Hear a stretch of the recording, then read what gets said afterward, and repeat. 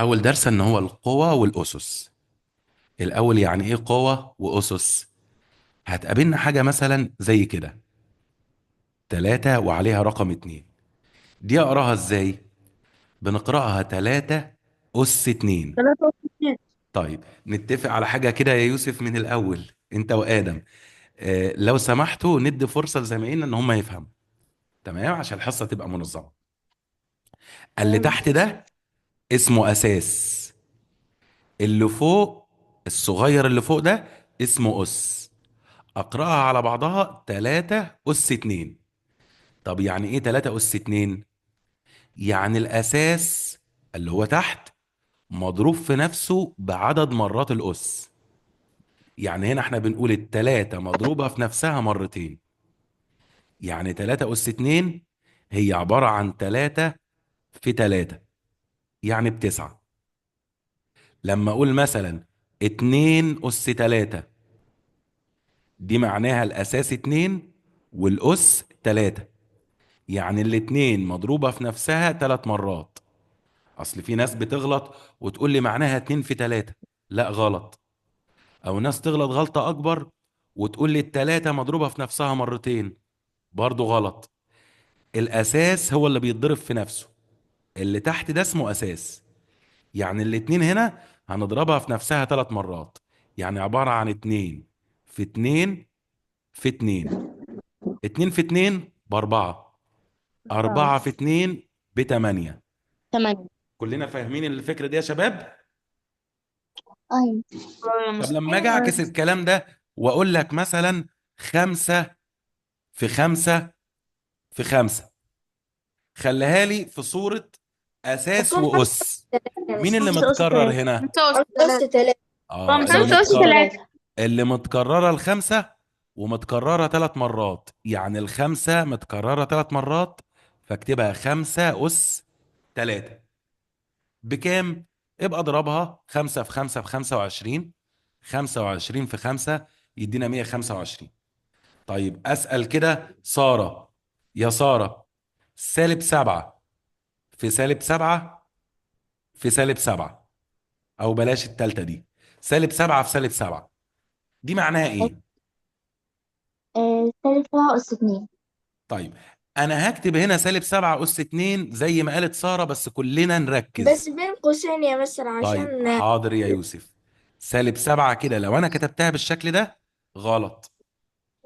ليه؟ الأس هينزل زي ما هو. ايوه انا عشان قصدي بقول، انا لو السالب. كتبت الاتنين على السبعة معناها ان السبعة متكررة مرتين. لا، انا عندي -7 هي اللي متكررة مرتين، فلازم احطها في اقواس. يبقى تبقى -2 يا كأني مستر. بقول يا ادم انت ويوسف -7 الكل كده اس 2، يعني -7 هي اللي متكررة. تمام؟ دي بكام؟ تمام. لو احنا قلنا -7 في -7 من الترم الاول، عارفين ان السالب يروح مع السالب، ويبقى كده 7 في 7 ب9. 14. لا، 7 في 7 اه. ب49، مش 7 زائد 7. يبقى برضو كده استفدت حاجة تانية، ان لما يكون عدد سالب زي -5 مثلا، الأس بتاعه زوجي، انا مش هبص للسالب، الناتج دايما هيطلع موجب. طب ليه؟ لان احنا اتفقنا -5 أس 2 معناها -5 نفسها مضروبة في نفسها مرتين، واحنا عارفين من الترم الاول سالب في سالب بموجب، 5 في 5 ب25. يبقى دي أول قاعدة كده، أي عدد سالب الأس بتاعه زوجي، يعني الأس بتاعه 2 4 6 8 10 12، أي عدد زوجي.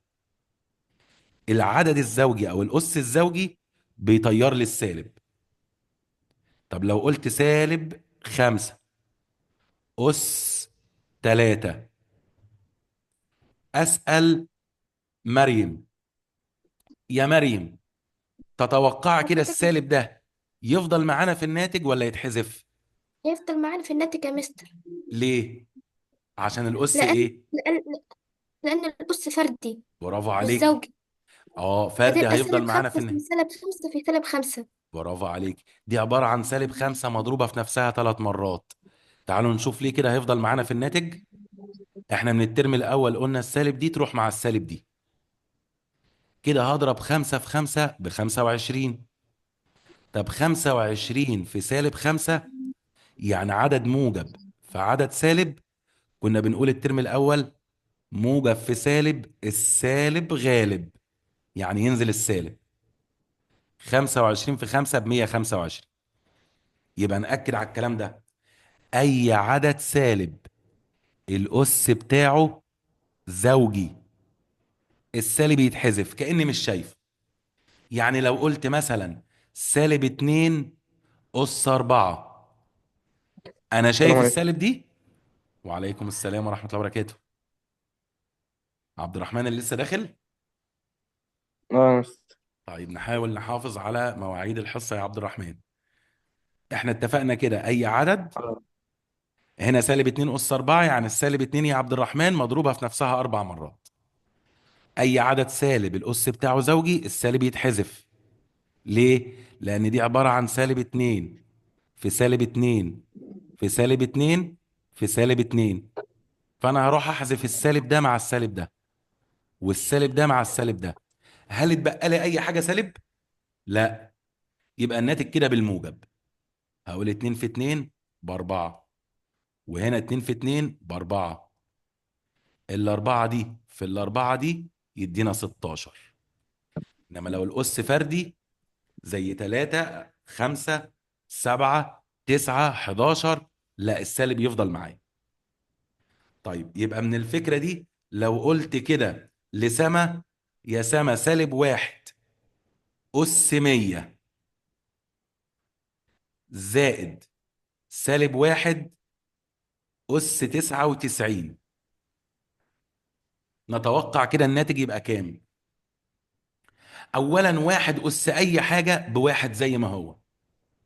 لو قلت لك 1 أس 2 تقول لي يعني واحد مضروب في نفسه مرتين. واحد في واحد بواحد. 1 أس 1,000,000 برضه واحد. بس في المسألة دي مستر هنعمل بس إيه؟ الأولى هننزلها بالموجب، أما التانية هننزلها بالسالب. برافو عليك يا يوسف. هنا عدد سالب الأس بتاعه عدد زوجي يبقى زوجي، هننزله. خلاص يبقى السالب ده يتحذف كأني مش شايفه.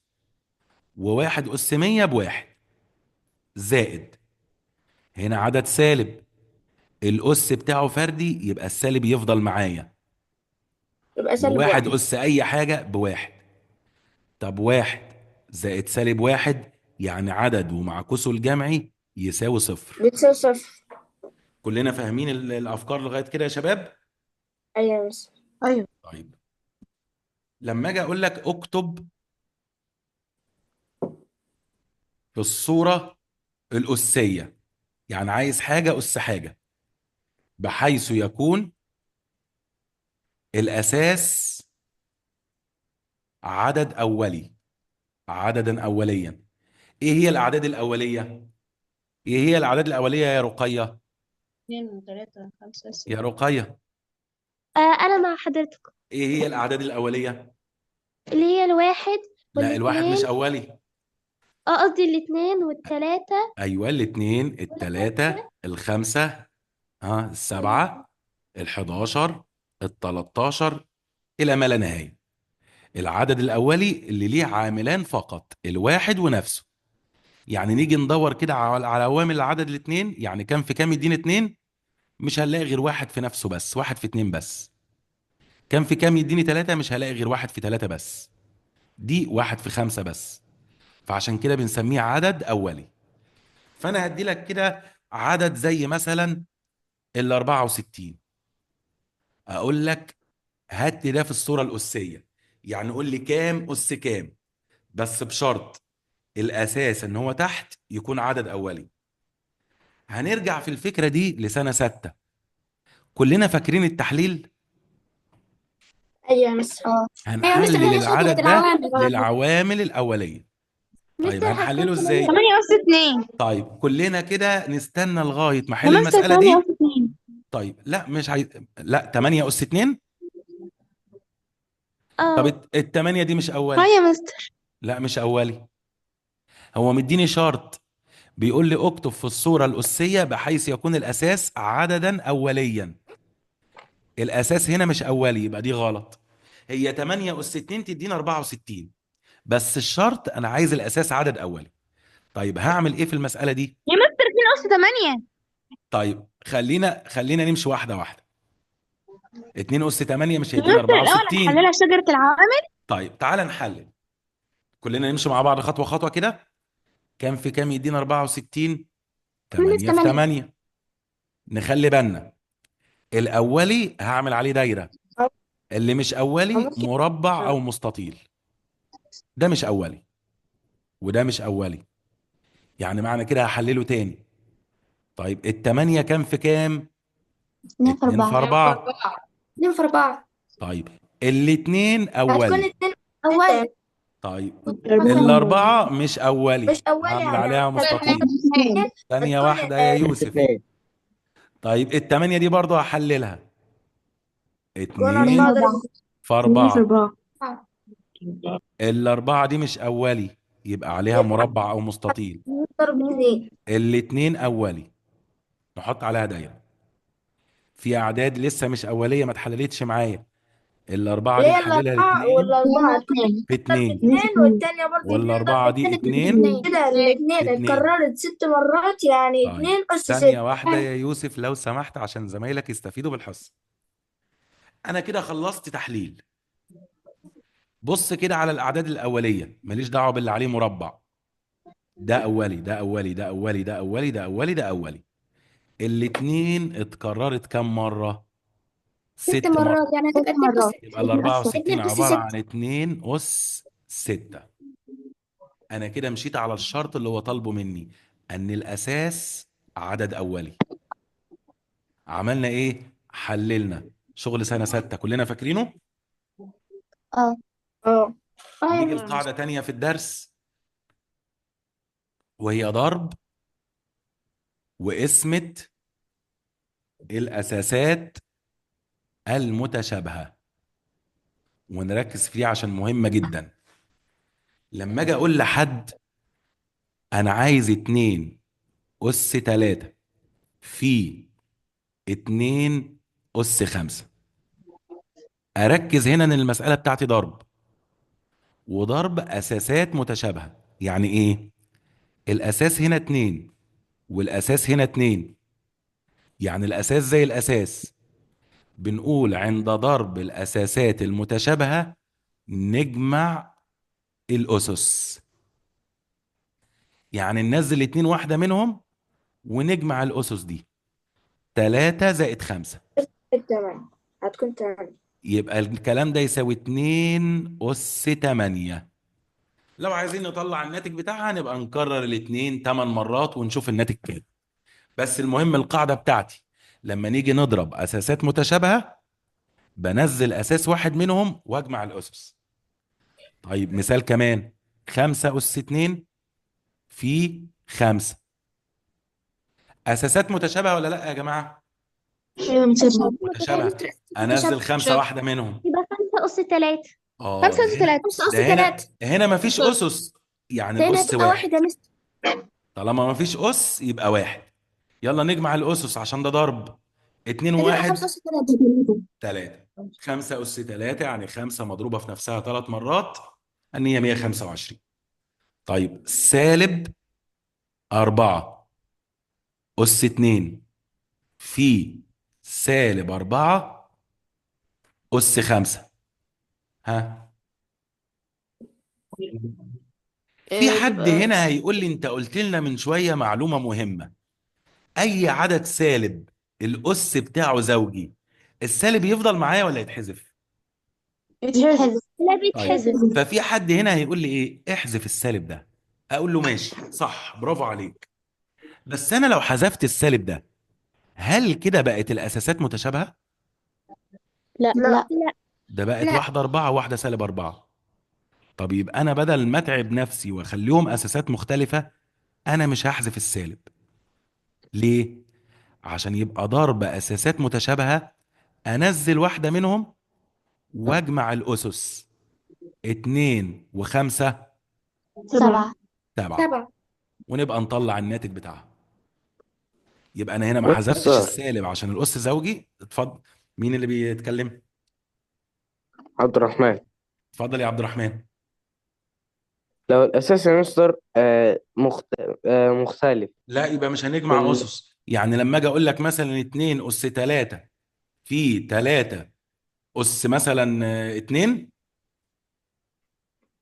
زي لا لا، كده. قصدي مثلا، لا قصدي مثلا واحده خمسة موجب واحده سالب، أس صح؟ اتنين وأربعة، لا خمسة أس اتنين وأربعة أس اتنين، حاضر. هنجمع الأس.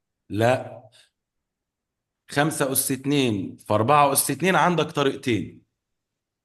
يا اما تطلع لي ناتج دي لوحدها وناتج دي لوحدها وتضربهم في بعض، يا اما الطريقه التانيه بس انا مش عايز ادخلك في الفكره دي، ان لما يبقى الاسس زي بعض اضرب الاساسات ونزل اس واحد منهم.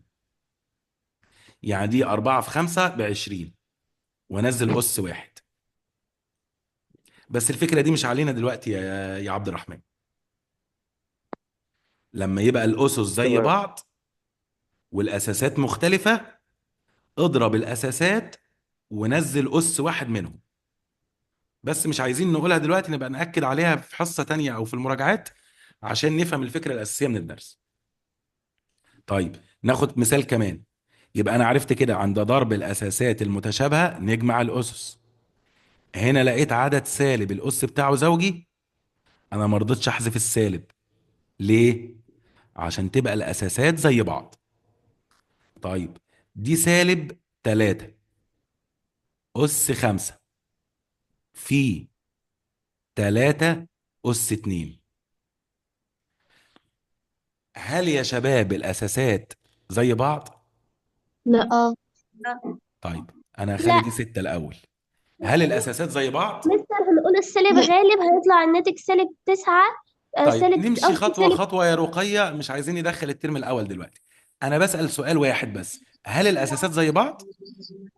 لا يا مستر، لا بس هو هنا هي سالب مش هي 3، مش سالب واحد الأس موجب. بتاعها طيب. زوجي، فهنحسب السالب. طيب، يبقى أنا كده عايز أمشي فكرة فكرة عشان زمايلنا كلهم يستفيدوا.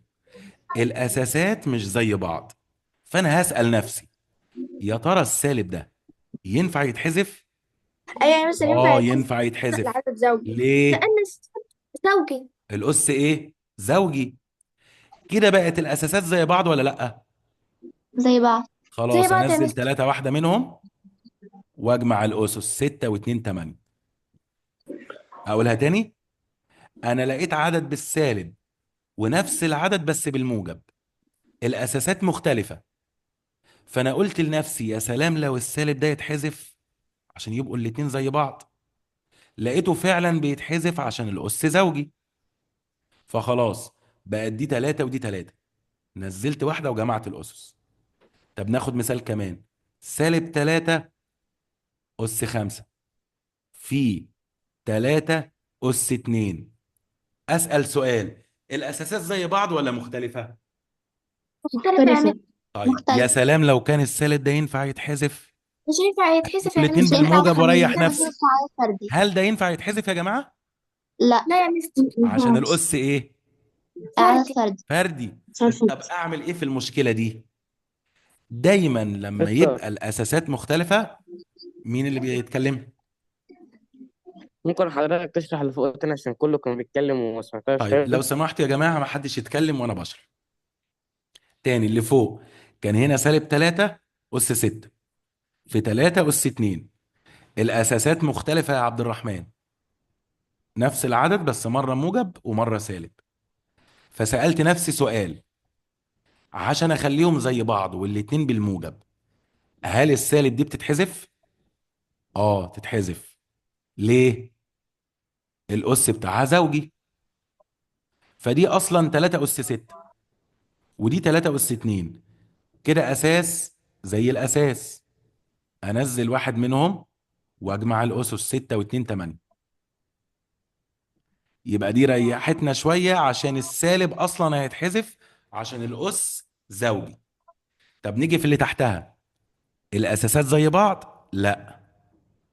طب السالب ده ينفع احذفه عشان اخليهم هما الاتنين بالموجب؟ برضه لا. ليه ما اقدرش احذفه؟ لأن الأس بتاعه فردي. طب أعمل إيه في المشكلة دي؟ أعتبر دي 3 بالموجب ودي 3 بالموجب مرة واحدة، أحطها في قوس كده، والسالب اللي مش هقدر أحذفه أخرجه بره. يعني دي بدل ما هي سالب 3 أنا خرجت السالب بره وأخليها أس 5 في 3 أس 2. كده الأساس زي الأساس، أنزل واحدة بس منهم واجمع الاسس 2 و5 7، بس كان في سالب بره انزله زي ما هو في الناتج. حتى لو كان الاس هنا زوجي السالب ده مش هيتحذف. وصلت الفكره يا شباب؟ بس هو ينفع تشرحها تاني عشان حاضر. مش فاهمة؟ تاني اهو، انا هنا قلت هل الاساسات زي بعض ولا مختلفين؟ ها، يا ايه. ريتاج، مختلفين صح، أيوة. عشان مره بالسالب ومره بالموجب. طب سألت نفسي عشان يبقوا زي بعض هل السالب ده هيتحذف؟ لا. امتى يتحذف؟ لما يبقى الاس زوجي. طب عملت مم. ايه؟ خرجت السالب ده بره، بره القوس، وخليت الاس هنا زي ما هو 5 وهنا 3 اس 2 زي ما هي. كده العددين بقوا بالموجب، كده بقت الاساسات زي بعض. نضرب عادي الاشاره دي سالب في موجب بسالب، وهنا اساسات بقت متشابهه انزل واحده منهم واجمع الاسس 5 و2 7. يبقى قبل ما نمشي من الفكره دي انا عايز اوضح بس فكره. ايه الفرق لما اقول 3 او سالب 3 اس 2 وسالب 3 اس 2 بالشكل ده؟ هنا الناتج موجب، انما هنا الناتج هيبقى سالب. ليه؟ لان اس 2 للتلاتة وللسالب للقوس كله، واحنا اتفقنا اي عدد سالب الاس بتاعه زوجي السالب يتحذف، فهتبقى ب9. سالب 3 في سالب 3 يدينا 9. انما هنا اس 2 مكتوب على القوس كله ولا على التلاتة بس؟ على التلاتة بس. يعني مش تبع السالب، يعني السالب ده ينزل زي ما هو، و3 اس 2 ب9. عرفنا كده فايدة القوس ده؟ لما يبقى الأس على أيوة. القوس يعني معنى كده الأس للناس كلها اللي جوه القوس، للسالب 3 كلها، فضربت سالب 3 في نفسها مرتين، السالب راحت مع السالب فهيدينا موجب. إنما هنا الأس على التلاتة بس، السالب زي ما هو، وهضرب التلاتة في نفسها مرتين يدينا 9. وصلت يا شباب؟ يبقى الفكرة دي عايزين قبل ما نخرج منها، عند ضرب الأساسات المتشابهة بنعمل إيه؟ بنجمع الأسس. طب نيجي الفكرة اللي بعد كده، عند قسمة الأساسات المتشابهة برضو بنزل واحد منهم، بس المرة دي بنطرح الأسس. يبقى في الضرب نجمع الأسس وفي القسمة نطرح الأسس. زي إيه؟ لما أقول لحد 2 أس 7 على 2 أس 5، مش دي أساسات متشابهة؟ اه. خلاص أنزل واحدة منهم، ودي قسمة يبقى هطرح الأسس، أقول 7 ناقص 5 يبقى عبارة عن 2 أس 2 اللي اتنين هي أس بكام؟ اتنين ب4. 4. ممكن أكتبها كده وممكن أكتبها كده، 2 أس 7 على 2 أس 5، هي برضو قسمة أساسات متشابهة، أنزل واحدة منهم وأطرح الأسس، 7 ناقص 5 2، هي. طيب ناخد نفس الأفكار بتاعت العدد السالب اللي خدناها في الضرب ناخدها في الاسم. هقول -5 أس 8 على -5 أس 3. الأساسات متشابهة ولا لأ يا شباب؟ متشابه يا مستر. تشابه. هيجي واحد يقول لي إيه؟ بس السالب دي الأس بتاعها زوجي، يلا نحذفها. أقول له لو حذفتها أنت حطيت نفسك في مشكلة، بقت الأساسات مالها؟ مش متشابهة. خلاص، هو الراجل مديها لي متشابه. أنزل واحدة منهم -5، بس بين قوسين طبعا. ونعمل إيه في الأسس؟ نطرح طرح 8 ناقص 3. 8 ناقص تبقى سالب 3 تبقى خمسة. سالب 5 أس 5. 5. وطبعا الناتج النهائي هيطلع معايا بالموجب ولا بالسالب؟ بالموجب بخمسة لا وعشرين. لا، هيطلع سالب. معايا هيطلع سالب معايا بالسالب عشان الأس فردي. اه. فردي، دي 5 مش 2. طب واحدة كمان، مستر. -3. اتفضل. طب في الضرب. في الضرب بنجمع الأسس، ما احنا لسه مخلصين الضرب اهو يا عبد الرحمن. ماشي، معلش. في ضرب الأساسات المتشابهة بنجمع الأسس، في قسمة الأساسات المتشابهة بنطرح الأسس. -3 أس 4 على 3 أس 2. هل الأساسات متشابهة؟ لا. لا. فبسأل نفسي، يا سلام لو السالب دي تتحذف، ينفع ايه يعني تتحذف؟ تتحسب أيوة لان ينفع. هي تتحسب زوجي. اه، يكون قلبها زوجي. ينفع تتحذف المرة دي لأن الأس إيه؟ زوجي. زوجي. زوج. خلاص اتحذفت. كده بقوا متشابهين ولا لأ؟ ايوه بقى متشابهين. متشابهين. أنزل واحدة منهم. ونعمل إيه في الأسس؟ نطرحهم لا هتبقى صح. 4 3 ناقص أس 2. 2. 3 أس 2. 3 أس 2 إن هي كام؟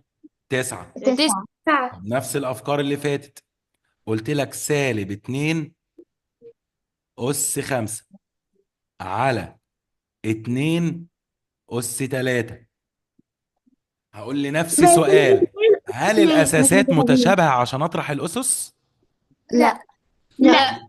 يا سلام لو السالب دي تتحذف هيبقوا الاتنين بالموجب، مش واريح هينفع. نفسي واطرح مش الاسس. هينفع يا مش مستر هينفع عشان نقولها الأس فردي. أس فردي. مش هينفع. طيب يبقى اقولها انا دي، السالب مش هتتحذف لان الاس بتاعها فردي. طب اعمل ايه؟ اخرج السالب دي بره عايزين بره القوس، القوس. تبقى كده -2 أس 5 على 2 أس 3. كده بقت اساسات متشابهة ولا لا؟ متشابه. ايوه يا مستر بقت بس ما متشابهة. ننساش السالب اللي بره، سالب على موجب يدينا سالب. وهنزل 2 واحدة منهم واطرح الاسس. 5 ناقص 3. 2. 2. طيب 2. هيجي حد يغلط ويقول لي ايه؟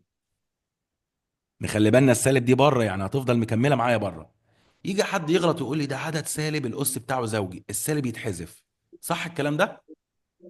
غلط. لا يا مستر بس لا، السالب بره لان القوس. السالب دي اصلا بره، فتفضل معايا في الناتج زي ما هي. اس 2 ده للاتنين بس. 2 اس 2 بكام؟ ب4. بمتابع. 4. كلنا فاهمين الكلام ده يا شباب؟ اه. السالب اللي انت خرجتها بره دي تفضل بره زي ما هي في الناتج. ولما تيجي تجيب 2 أس 2 ب4 ونزل السالب اللي بره دي. إنما السالب لو جوه القوس كنت حذفتها لما يبقى الأس زوجي. يبقى كده نراجع كده الكلام اللي احنا اتكلمنا عنه. في ضرب الأساسات المتشابهة بنجمع الأسس. قسمة الأساسات المتشابهة بنطرح الأسس. أي عدد سالب الأس بتاعه زوجي السالب يتحذف. أي عدد سالب الأس بتاعه فردي السالب يفضل معايا. الفكرة اللي بعد كده، أي عدد أس صفر بواحد. لما اقول لك 2 اس صفر قول لي واحد. طب -2 اس صفر برضه قول لي واحد. 5 على 7 الكل اس صفر قول لي بواحد. -5 على 7 اس صفر برضه قول لي واحد. يبقى اي عدد اس صفر بواحد. بس احنا عايزين نفهمها مش نحفظها. ليه اي عدد اس صفر بواحد؟ عشان يا مستر لما بنيجي نضربها في صفر بيدونا 1. لا احنا مش بنضرب. انا لما اجي اضرب اي عدد في صفر هيديني صفر مش هيديني احنا واحد. يا مستر بنكررها صفر مرة. طيب اقول لك ليه اي عدد اس صفر بيساوي واحد. لأن العدد ده أصلا عبارة عن ناتج اسمة عدد على نفسه. يعني أنا لما أجي أقول لك مثلا 2 أس 5 على 2 أس 5، مش إحنا قلنا عند قسمة الأساسات المتشابهة بنطرح الأسس. فأنا هنزل الاتنين دي وأطرح الأسس. 5 - 5 صفر. طب من مفهوم القسمة، مش أي حاجة على نفسها بيساوي 1؟ خلاص يبقى 2 أس 0 ب1. لا مش فاهمينها. قلت لك مثلا 3، ثانية واحدة، 3 أس 7 على 3 أس 7. مش دي قسمة أساسات متشابهة؟ أنزل واحدة وأطرح الأسس. 7 - 7 صفر. طب هي أي حاجة على نفسها مش ب1، يبقى 3 أس 0 ب1. لما كنا بنقول واحنا في ابتدائي 5 على 5 فيها ال1، 7 على 7 فيها ال1، يبقى 3 أس 7 على 3 أس 7 فيها ال1. ومن مفهوم درس النهارده هنطرح الأسس في القسمة، يبقى يدينا 3 أس 0. يبقى أي حاجة أس 0 برضه ب1. ماشيين مع بعض كده خطوة خطوة يا شباب، ولا في حاجة مش مفهومة؟ لا يا مستر تمام. كله تمام. تمام. طيب، الخطوة أو الفكرة، آخر فكرة قبل ما ندخل على التدريبات، إيه هي الفكرة الأخيرة؟ لما أجي أقول لك 3 أس -2، محدش هنا يتلخبط ويقول لي عدد سالب الأس بتاعه زوجي يبقى نحذف السالب. لا، هو السالب فين هنا؟ في العدد ولا في الأس؟ في القط يا في مس. القط. في الأس. يبقى عندي مشكلة، ما ينفعش أسيب الأس سالب. طب أعمل إيه عشان أخلص من الأس السالب؟ بمنتهى البساطة كده مستر نقلب العدد. 3 أس -2 أصلها 3 مقامها أس 2 تبقى على واحد، 1. هنقلبها طيب تبقى 1 على 3 أس 2. ماشي، يبقى نمشي مع بعض خطوة خطوة كده. أي عدد الأس بتاعه سالب، عشان أخلص من الأس السالب أقلب العدد. هو أنا لو جيت قلبت التلاتة دي، مش التلاتة عبارة عن 3 على 1؟ لو قلبتها تبقى 1 على 3. التلاتة كان الأس بتاعها -2، أول ما قلبتها بقت 2. يعني عشان أخلص من الأس السالب أقلب العدد. العدد كان في البسط، أنا نزلته مقام. كده الناتج كام؟ 1 على 3 أس 2، يعني 3 في 3 ب9. لا نفهمها بمثال كمان. 5. بس اتفضل يا عبد الرحمن. كنت أقول لك مش فاهم، بس طالما أنت هتشرحها واحدة الجاية اتفضل. حاضر ماشي. 5 أس -3. هل العدد هو اللي سالب ولا الأس؟ الأس. خلاص ما سيبوش. أعمل إيه عشان أخلص من الأس السالب؟ أقلب العدد. ال5 لما نقلبها، مش هي أصلا 5 على 1؟ أي عدد صحيح مقام 1. طب اقلبها تبقى 1 على 5. ال5 لما قلبتها ونزلتها تحت، الأس بتاعها كان -3، لما قلبتها يبقى الأس 3. يبقى عشان أخلص من الأس السالب أقلب العدد. يبقى دي عبارة عن 1 على 5 أس 3، يعني 5 مضروبة في نفسها 3 مرات، لما أضربها هتديني 125. لا كمان مثال. قلت لك مثلا 2 أس -1،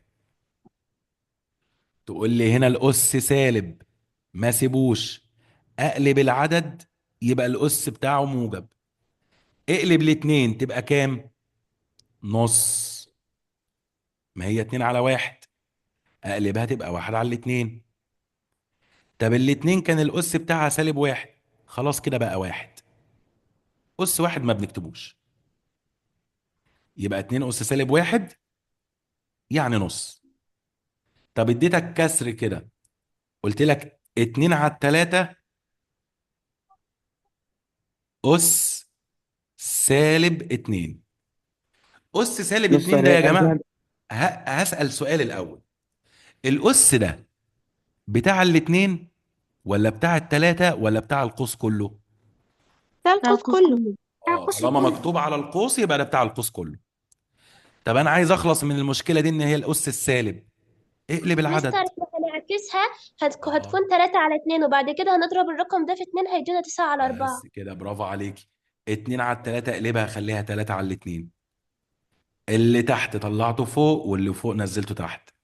كده يبقى انا خلصت من مشكلة الأس السالب. الأس كده بقى موجب بس. يلا نطلع الناتج. 3 أس 2 ب9.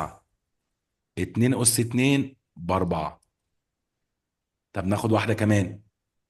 سالب 2 على الخمسة الكل أس سالب 2. ملناش دعوة بالسالب دي دلوقتي. أنا المشكلة بتاعتي في الأس السالب.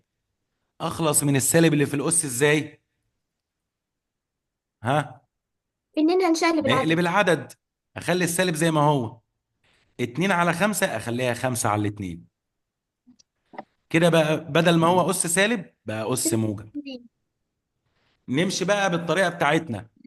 العدد نفسه سالب، الأس بتاعه زوجي. السالب يفضل معايا ولا يتحذف؟ يتحذف. يتحذف. ويلا يحذف. نطلع الناتج. 5 أس 2 يعني 5 مضروبة في نفسها مرتين، يعني 5 في 5 25. 2 أس 2 يعني 2 مضروبة في نفسها مرتين، يعني 2 في 2 ب4. كلنا فهمنا الفكرة كده يا شباب؟ اه يا مستر. اه يا طيب مستر. احنا كده بقى لنا دقيقة وندخل على التدريبات. فهنشوف دلوقتي. هنقفل، وبالنسبة للناس اللي لسه داخلة معانا بعد 10 دقايق بالظبط هنبعت اللينك التاني.